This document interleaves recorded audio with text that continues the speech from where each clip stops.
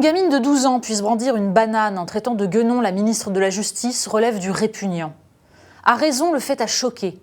Il a donné lieu à diverses réactions, une tribune de l'animateur Harry Roselmack, des interviews de Christiane Taubira et plus largement une interrogation sur d'éventuelles résurgences racistes en France. Mais là se fait jour un tout autre problème. Une fois de plus, on a eu droit à l'assaut contre les digues qui sautent, la parole libérée et autres phrases toutes faites qui ressortent à chaque occasion. Qui veut endiguer un phénomène s'emploie à le comprendre et à le nommer, pas à jeter des anathèmes.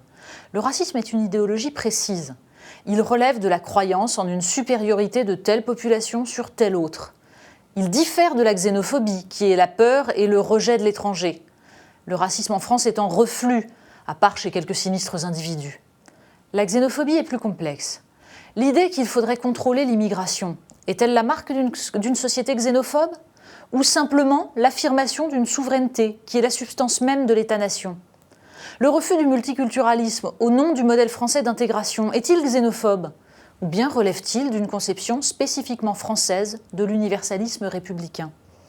Le problème en France, ce n'est pas tant le racisme ni la xénophobie, mais la fracturation de la communauté nationale sous les coups conjugués de l'individualisme postmoderne, du communautarisme et de la globalisation.